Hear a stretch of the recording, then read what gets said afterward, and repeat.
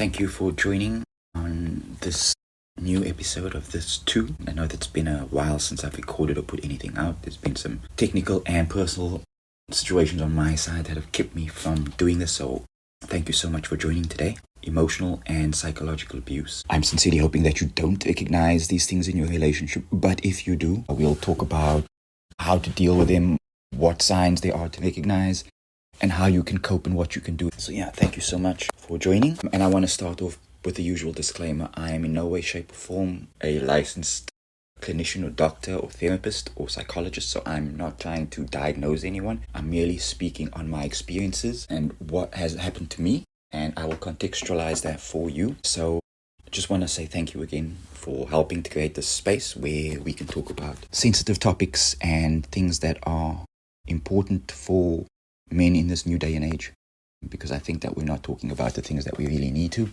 get ourselves into a better place. If you look at the numbers in terms of depression that are impacting men, the number of suicides, and the comparative stats in terms of men are killing themselves at a much higher rate, there's obviously a lot that's happening within our community that we need to address and figure out how we're going to deal with these things in a much healthier way, instead of perhaps internalizing or externalizing the issues when we can't deal with them internally. Thank you so much for joining me. I want to talk today about the impact of emotional and psychological abuse. So I want to dive deeper into what emotional and psychological abuse can do, both in the moment and over an extended period of time.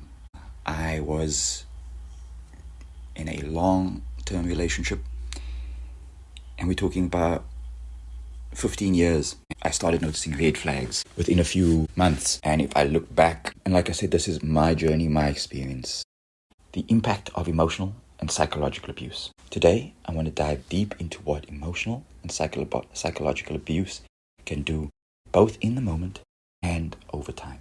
This isn't just about what happened to me. It's about the effects of repeated manipulation, control, and neglect on someone's mind, body, and heart. Emotional abuse often starts subtly. Dismissed needs, small lies, omissions, or justifications. But these build up over months and years.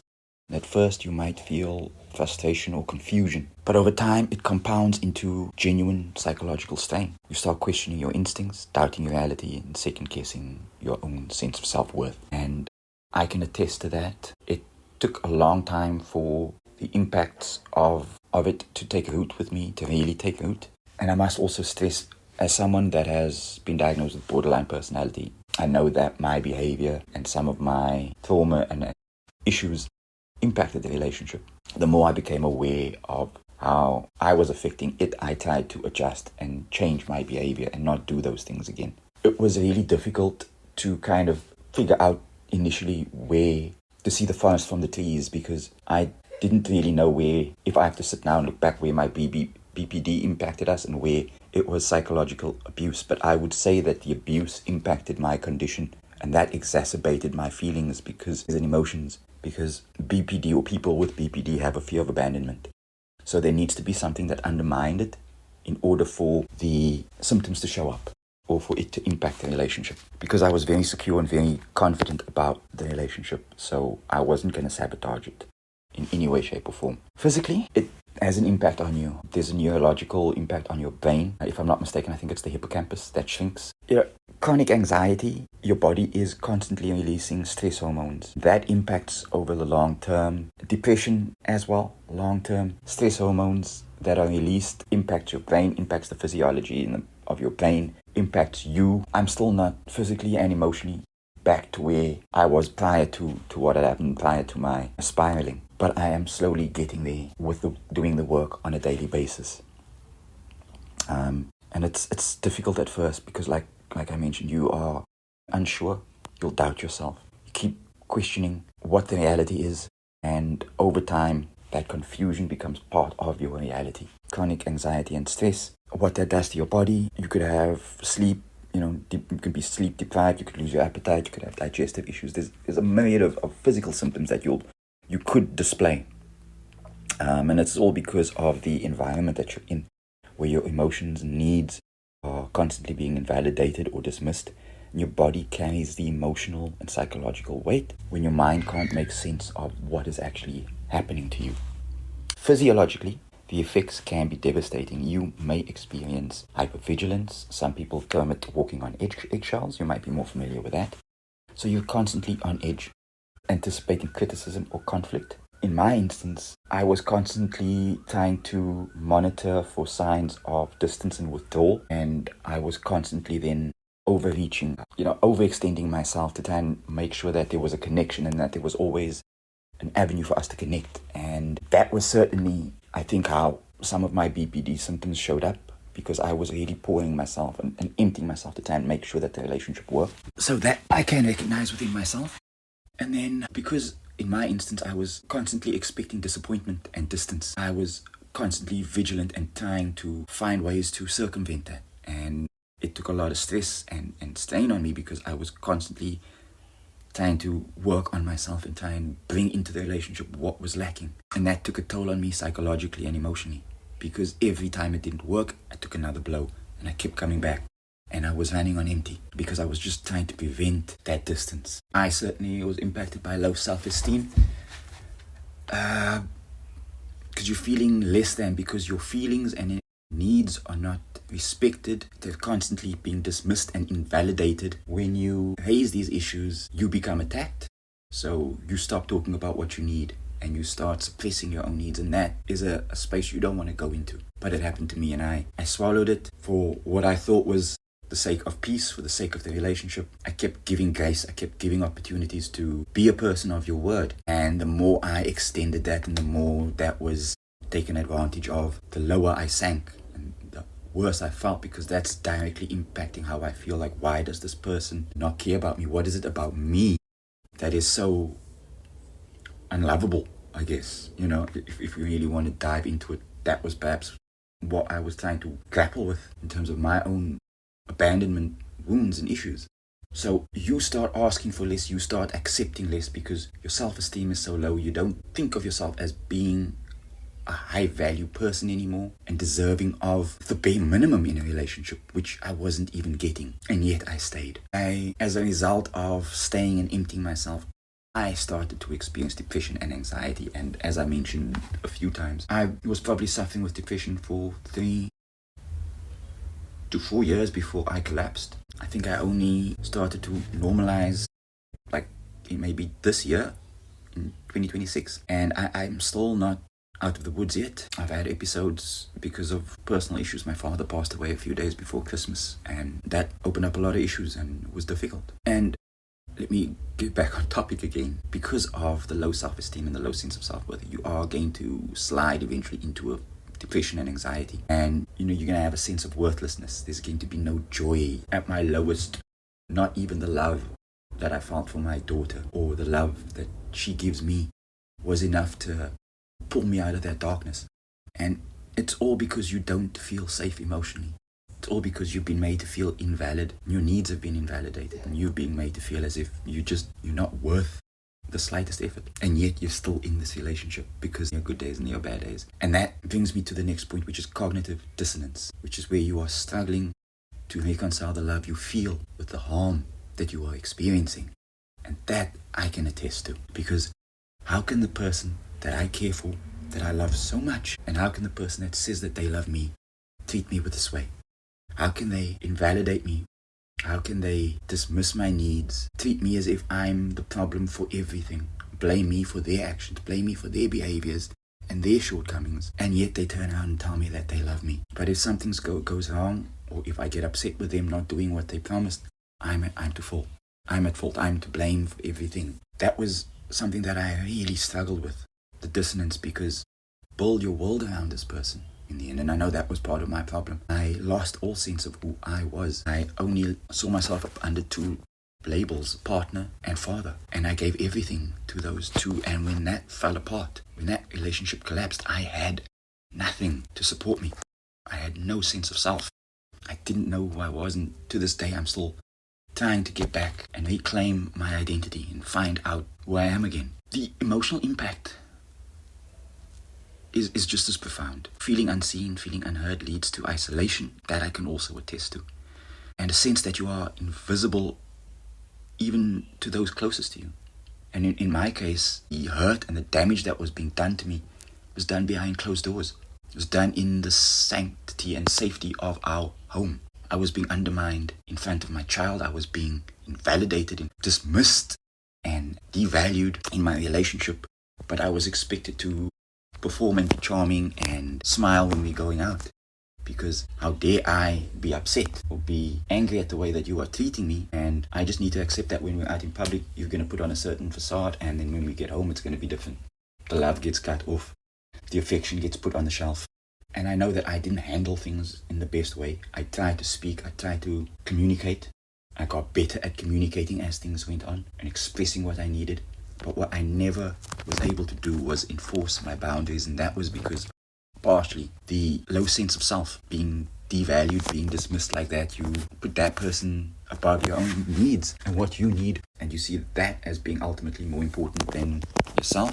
The emotional impact is profound. Feeling unseen, unheard leads to isolation. I isolated myself. I focused solely on the relationship and being a father and trying to prove my worth and show what a good father and partner I was. But trying to show my value, all that did was just make me fall further down, because it was never acknowledged, it was never appreciated, and there was never the reciprocation that was required. I was also being scapegoated for situations that I didn't create. That may happen with you if you are with somebody who lacks the emotional maturity to be accountable. So instead of owning the behavior, whatever it was, it will be a situation of, look what you did. You did this because of me. And that really is immature, childish behavior, because that ultimately for me is the only way that I can describe it. Like a kid that doesn't want to take responsibility. Somehow they're going to try and find a way to make it your fault. And that's what happens. And I think that's a good way to describe it, because it is definitely somebody that has psychologically been frozen in terms of how to deal with certain situations. So they revert back to the mechanisms and behaviors that served them in their childhood. So you get scapegoated, you get blamed for things. I remember how I was told that I was to blame for them lying, them withholding the truth, their lies of omission, them not trying to make the effort for the relationship because they don't try, because I'm going to say that it's not good enough, and so they don't bother trying. So it's my fault that they never made the effort. It was my fault that they withheld the truth for no reason. That's how things work. So you are scapegoated, and scapegoating ties in with the next thing that I want to talk about, which is Darvo. Cycles of Darvo, and that is a defense mechanism that is used where you raise a concern, you speak about something that is impacting you, and they flip the situation on you. And now you become the person that is attacking them.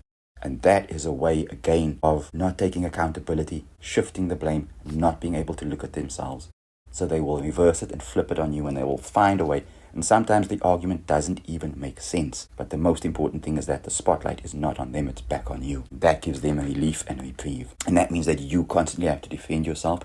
That is just constantly draining, and what you will find, because you don't want to have these situations of them flipping it on you. You don't want to have the situation of them withdrawing. So you over-explain, you overextend. Every time something happens, you over-explain. And that happened with me so many times. In my experience, all these effects intertwined and escalated over time, culminating in moments of despair. The long-term impact is that your sense of self erodes. Your confidence diminishes, and you start to question your capacity for love and trust. You start to question your worthiness to receive love. That certainly happened with me. That is something I can identify with, because I couldn't understand why. I couldn't grasp. I was doing everything. I was doing exactly what the books tell me, what the experts say to do. And I kept going to the well, but the well was empty. And I kept pouring from myself until there was nothing left. Out of desperation, I was trying so hard to save the relationship. So once your sense of self erodes, your confidence diminishes, you question everything, your reality, your capacity, your worth. And I know that this is difficult for me to speak about, and it's going to be difficult for you to perhaps listen to and recognize if you are going through these things. It's hard sometimes looking in that mirror and accepting what is happening to us, and that maybe the person that we care about so deeply doesn't care about us. And we don't always want to recognize or acknowledge that. And so we hide and we make excuses. But the longer you get stuck in that pattern, the deeper the hole is that you dig for yourself. So I want people who are listening to understand the serious consequences of sustained emotional abuse. And to know that also, apart from that, yeah, it's serious, it's damaging. But You can recover. I am taking the steps. I am doing the work to get myself back. It's not easy. There are days when you move forward. There are days when you feel stagnant. There are days when you perhaps going sideways or maybe take a backward step. But you constantly have to do the work. And that's the only thing that's going to help. You were gradually and slowly eroded and broken down. So you have to slowly build yourself back up again. The magic solution, there's no pull that you can take that's going to get you back 100%. You have to do the work. And we'll talk about how you can regain your sense of self and purpose later in the episode. So now I want to talk about how to recognize the red flags and what to do if you find yourself in a similar dynamic. And what I experienced and what I saw was love bombing. So they're affectionate and they kind of drown you with love, and what they're really doing is actually mirroring your behavior. So you kind of fall in love with the version of yourself that they are showing you, because who you find that person to be later down the line is not the person that you find in love with. At least that is what my experience was. So love bombing is something that happens, and where I really noticed in hindsight where it started for me was very early in the relationship, was lies of omission. So what that is, it's where important facts are left unsaid, promises are half kept, or crucial information is hidden. And the thing is, it's not an outright lie. So that person gives themselves kind of an out, and they can kind of live with the fact that they haven't told an outright lie, but they've been incredibly selective about the information that is given. And that is actually very hurtful. And for me, it was quite damaging because I felt that it was disrespectful and insulting and hurtful, because you're treating me like an idiot. You really think I'm that stupid? Why it matters is because you're constantly left second guessing your reality and what the truth is, because you don't know what to believe. You don't know if this is the full story. And over the course of my time together, our time together, I experienced that multiple times. And what I also saw was similar to Darvo, like a combination of lies of omission, but then it's my fault that you're lying. It's my fault that you are keeping the truth from me because I'm unstable. I'm insecure. Never mind the fact that you've done things to undermine the trust, and then the respect in the relationship. Let's just focus on what I've done, how I've chosen to respond and to react. So how to respond if you do find or identify that this is happening to you. Keep clear records of agreements or commitments. Most importantly, behavior, just action, just patterns over words. Do not accept words as gospel. Validate your own perception of events. Journal. You can take note of dates and times if you're really questioning what is happening. But keep a record. If you find or feel that this is a situation where you are second guessing yourself and there are these issues of trust, journal and make notes. Another thing that I experienced was future faking. And this might seem like a fluffy term, and it's very similar to lies of omission because it's about promises that are not being kept. Promises about the future, about the life that we're going to have, about what your commitments are. Changes that are going to come through, but they never materialize. So empty promise after empty promise. And if I'm honest, I probably lost about 5 years because of future faking, the way I look at it. Constantly believing and coming back and emptying yourself in the relationship, spiraling down, hitting a low point, having these breakdowns and fights, trying to get things on the right track again, having to deal with empty promises. And it was just this never-ending cycle for me of being depleted and psychologically being eroded. Why it matters, it keeps you invested, and that's what happened to me. Promises were made, I made sure that I kept my promise. I saw through my commitments, my vows, my commitments, I kept them. And I showed up and I made sure that I did my part. But the other person avoids responsibility and growth, and you end up carrying the weight of the relationship and the burden, and that strain just takes you further down, and it really is a miserable situation to be in. And again, you can connect the dots and how cognitive dissonance would impact you here. You'd question your reality and question what's happening, question and weigh this up against how they tell you they feel about you on the good days. When things are good, how they show up for you and where they do the bare minimum. And somehow in your mind, you've convinced yourself that is, the snack that they give you, the crumbs that they give you, that's a full meal. You end up convincing yourself. You make excuses for them. You make all kinds of acceptances that you never should have. And you sell yourself out. And that's what I did for the sake of a relationship that I believed in and that I thought was meant to be the one. You always experience DARVO. DARVO stands for deny, attack, reverse victim, and offender. So what that looks like is you raise a concern, and instead of acknowledgement, you are blamed. you are then accused, or you're told you're overreacting, or it's initially and immediately dismissed offhand. Why it matters, again, this erodes your sense of confidence and self-doubt and shifts focus away from the real issues, because then you end up arguing about semantics instead of what the actual issue is. I remember many times it would be the language that I used or my tone, and that would be how we got off topic and ended up arguing about maybe me swearing when I explained what's happening, and my profanity was never aimed at the person. It was as part of the discussing the situation and explaining or expressing frustration, but never directed at them. And that was always used as a way of getting out of the conversation, because now you have to argue about what you said and what you didn't say and what your tone and inflection was and not. And you never get on back to the topic. And that's again how responsibility and accountability is ignored and actually kind of pushed back onto you, and you end up carrying the weight of the relationship for the two of you. And I know that happened to me. Gaslighting is something that you will also encounter. I don't think you can have a social media profile today without being aware of what gaslighting is. I see so many comments and posts about it on various social media platforms. Gaslighting is basically where your reality is where you are made to question your own reality. Things are dismissed or denied. I never said that. That's not what happened. I can certainly attest to that. I can recall instances where things happened and initially it was dismissed. No, that's not what happened. You're remembering this incorrectly. But I know that I know what I saw, I know what I heard. But no, that's not what happened. With one instance, the story changed 3 times for the same situation. So how do you maintain trust? How do you maintain that this is a safe place for me when your reality is being questioned, your sanity is being questioned, your mental stability is being questioned? Because the other individual is not capable of looking in the mirror. So instead of taking accountability, they will another time cut you down. And gaslighting is one of the ways that is done. And it's basically lying. There's no other way to say it. So, that impacts on your self-esteem and your sense of self-worth, exacerbates self-doubt. And again, how to respond to that? Journaling, making notes.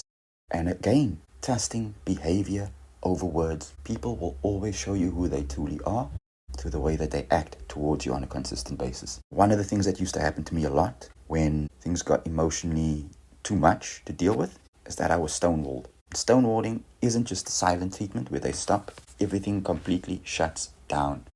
There is no way of getting through. Nothing is given, nothing is received. It leaves you with a sense of isolation, because this is supposed to be a partner where you're supposed to be able to communicate and come to solutions and do things for the sake of the betterment of the relationship. But that keeps you stuck in a place of conflict. It prevents resolution from happening, and it is another form of control and manipulation, because as long as you are kept on the outside and kept in silence and in the dark, you, as the person who wants to make things change and wants to make things work, you're going to end up chasing and spiraling and internalizing these things, while the person who has shut down is not concerned with that at all. And you, again, are the one that is going to take the brunt of the psychological impact and weight. Another thing that you may experience is projection and scapegoating. Projection basically is where accusations about your character and your behavior are made, but they are actually confessions about their own behavior. So let's say hypothetically you have a partner who constantly accuses you of cheating. Chances are they are the one that's cheating. They are going to make sure that instead of looking at themselves, they're going to put that on you. They're going to blame their insecurities and shortcomings and place that on you so that they don't have to look in the mirror. Because again, this is about emotional immaturity and an inability to accept fault and responsibility. Growth and change takes place when you acknowledge the impact of what you do, when you understand and accept that you have hurt someone or you've impacted something. And then from there, the next step is to actually take the action to change. How to respond if you feel that you are being subjected to scapegoating and projection. Identify in terms of what is yours and what is theirs, in terms of their behavior and actions. And again, it comes down to behavior. Stand firm in your boundaries and communicate calmly. I sold myself out many times because I had, with having borderline, you have a fear of abandonment. So my boundaries became very transparent and very ineffectual, non-existent after a point, because what you want more than anything is for the relationship just to remain. And that's the main thing. That above everything else was it for me. And I lost myself, and it impacted me negatively. It really set me back and really hurt. Now that you can identify some of the patterns in the behavior, and this is what I've highlighted are the things that I've identified in my life and what I had to deal with. Once you're able to identify these flags, you can then behave in a different way and conduct yourself in a different way. You are going to be confronted with conflict in these relationships. Conflict is a part of any relationship. But how do you navigate conflict in a relationship that is emotionally and psychologically abusive? So conflict doesn't have to escalate your own stress. You don't need to take that on board.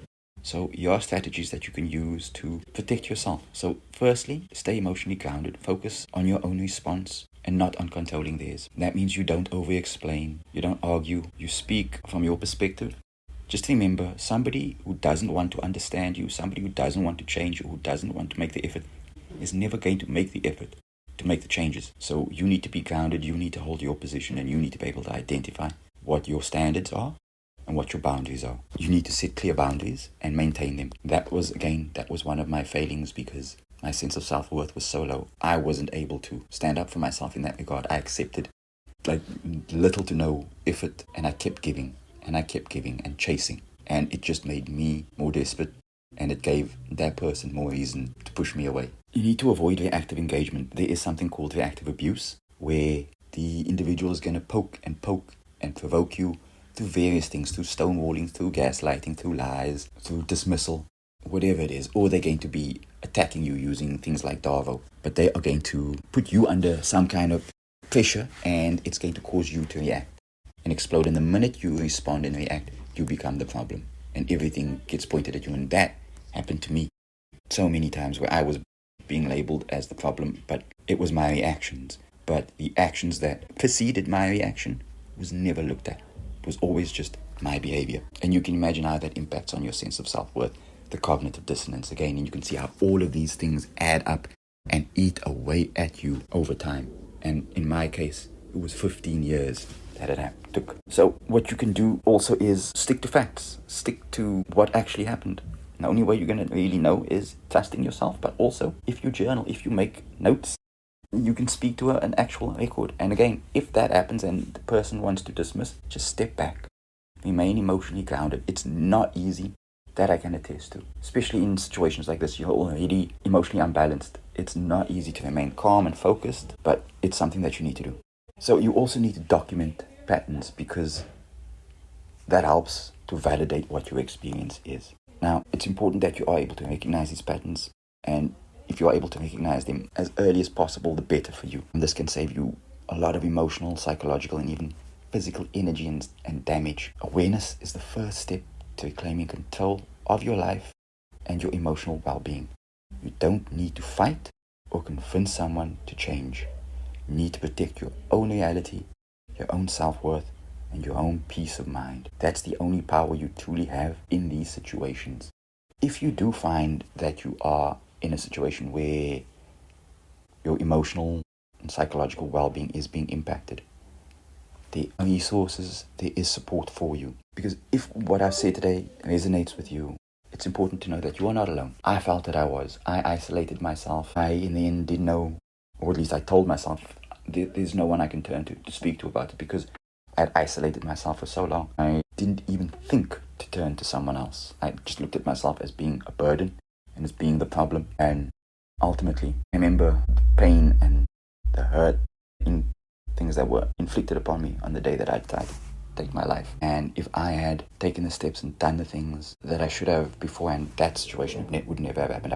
That I would never have allowed that to dictate how I feel about myself. So recognize that you deserve support, no matter who you are, no matter how you are made to feel about yourself. You deserve support. You need to acknowledge if you need help, it's not a sign of weakness. I know that maybe there's some cynical people who will perhaps hear my story and scoff or make light of me because you were emotionally abused. You were, I'm weak or whatever it is.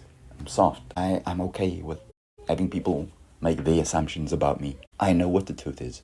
And I know what my experience is. And that doesn't bother me. But you need to see that in yourself too. You need to see that you don't deserve what has been done to you in any way, shape or form. And there is professional support available to you.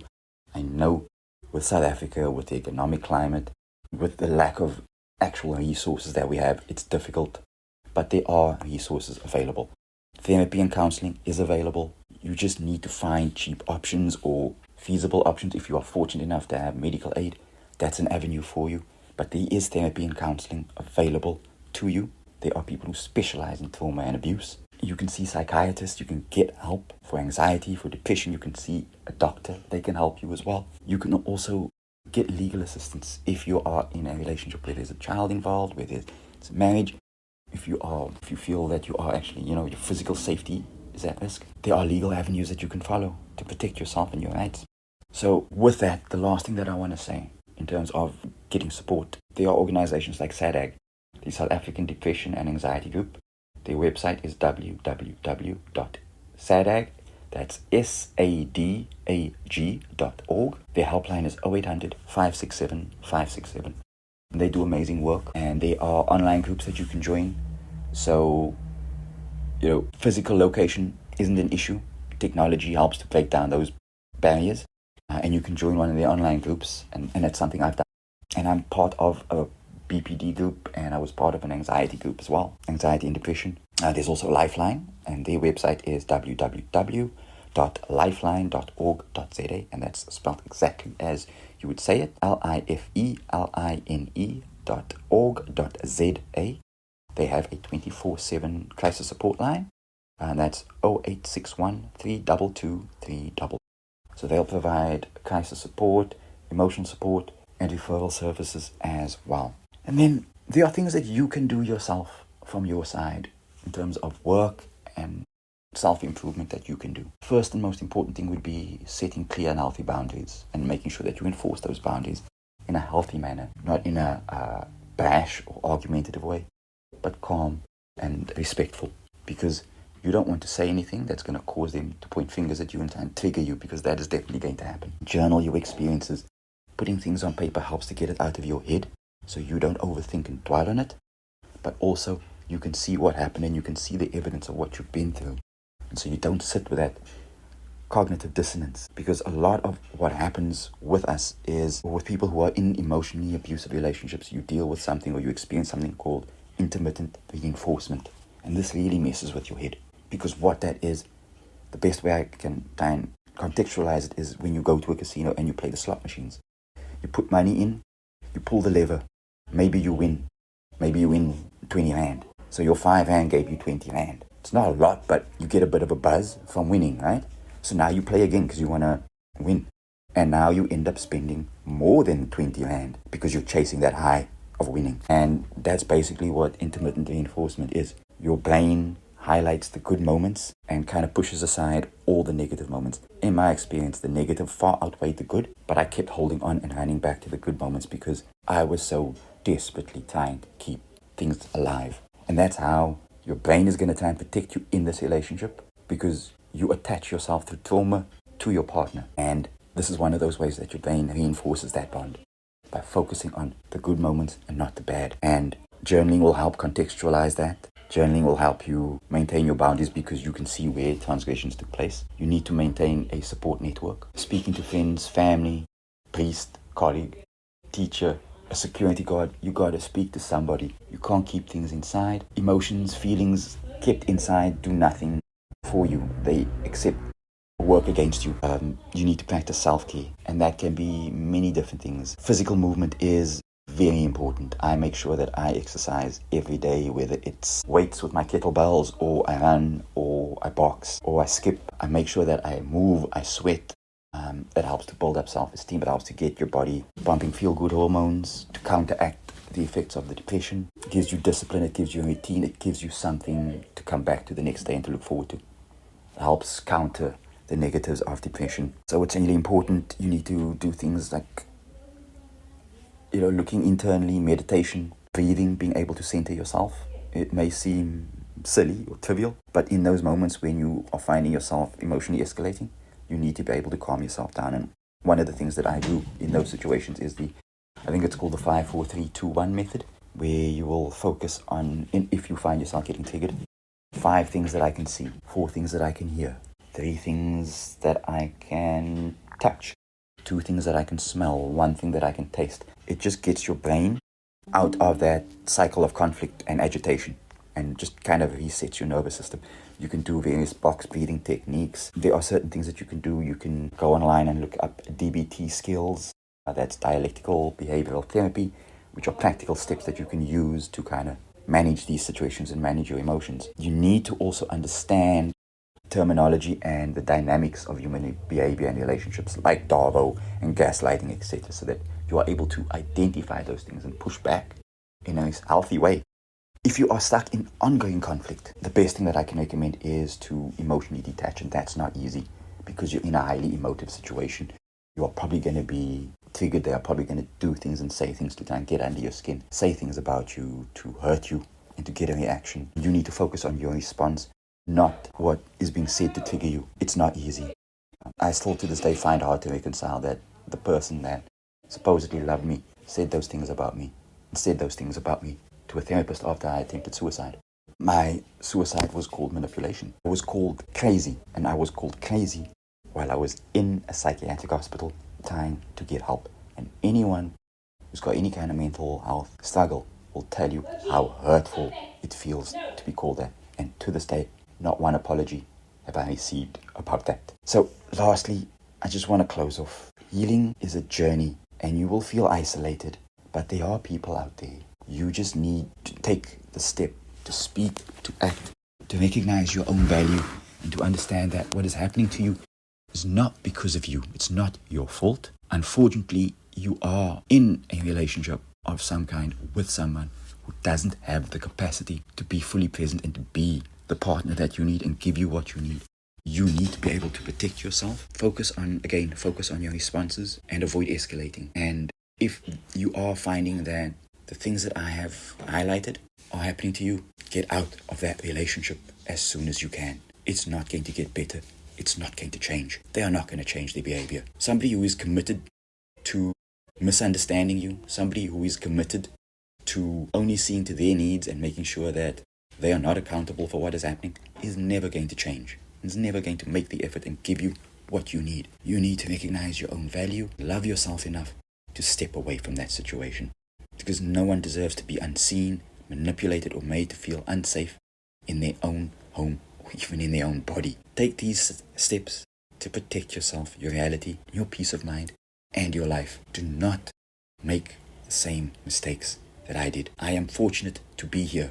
And every day is an opportunity for me to change and to move towards something healthier and to change myself and to become the person that I want to be. Do not wait until it's too late. Do not wait until you fall. See your value, see your worth. Remember, whatever you are going through in life, whether good or bad, this too shall pass.